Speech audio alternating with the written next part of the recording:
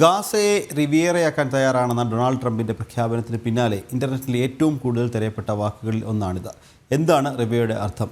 ശ്രുതി പ്രകാശ് തയ്യാറാക്കിയ റിപ്പോർട്ട് കാണാം.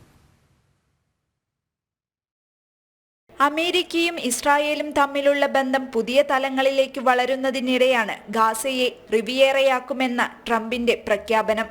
ഇറ്റാലിയൻ വാക്കായ റിവിയേറയുടെ അർത്ഥം കടൽത്തീര സുഖവാസ കേന്ദ്രം എന്നാണ്. ലളിതമായി പറഞ്ഞാൽ അവധിക്കാലം ആഘോഷിക്കാൻ വിനോദസഞ്ചാരികൾ തിരഞ്ഞെടുക്കുന്ന മികച്ച സ്ഥലങ്ങളെയാണ് റിവിയേറ അർത്ഥമാക്കുന്നത്. മധ്യേഷ്യയുടെ കടൽത്തീര സുഖവാസ കേന്ദ്രമാക്കി ഗാസയെ മാറ്റിയെടുക്കുമെന്നാണ് ട്രംപിന്റെ വാഗ്ദാനം. വെടിയൊച്ചകൾ മുഴങ്ങിയ ഗാസയിൽ ഇനി ശാന്തിയും സമാധാനവും നിറയും. ടാങ്കുകൾ ഭീതി വിതച്ച് നിറഞ്ഞ റോഡുകളിൽ നിറയുന്നത് വിനോദസഞ്ചാരികളുടെ വാഹനങ്ങളാകും.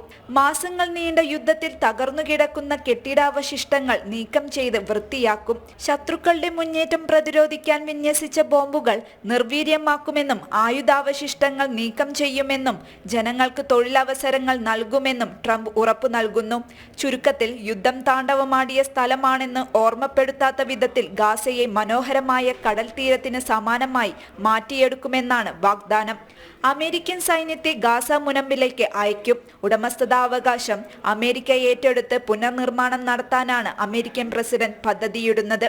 എന്നാൽ യുദ്ധക്കെടുതിയിൽ അവശേഷിക്കുന്ന ബാക്കിയാളുകളിൽ വീണ്ടും ഇരുണ്ട ദിനങ്ങൾ അലയടിക്കരുതെന്ന നിർബന്ധവും അമേരിക്കൻ പ്രസിഡന്റിനുണ്ട്. ഇതിനായി പലസ്തീൻ ജനത ജോർദാൻ, ഈജിപ്ത് തുടങ്ങിയ രാജ്യങ്ങളിലേക്ക് മാറണമെന്നാണ് ട്രംപിന്റെ നിർദ്ദേശം. ഗാസയുടെ പുനരധിവാസം നടപ്പിലാക്കേണ്ടത് അവിടെ ജീവിച്ചു മരിച്ചവരും യുദ്ധം ചെയ്തവരും അല്ലെന്നും ട്രംപ് വ്യക്തമാക്കിയിരുന്നു. ഗാസയെ മധ്യേഷ്യയുടെ റിവിയേറയാക്കുമെന്ന ട്രംപിന്റെ പദ്ധതിയെ സ്വാഗതം ചെയ്ത് ഇസ്രായേൽ പ്രധാനമന്ത്രി ബെഞ്ചമിൻ നെതന്യാഹുവും രംഗത്തെത്തിയിരുന്നു.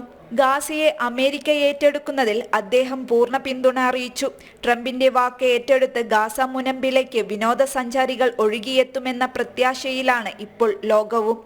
ഇന്റർനാഷണൽ ഡെസ്ക്, ജനം.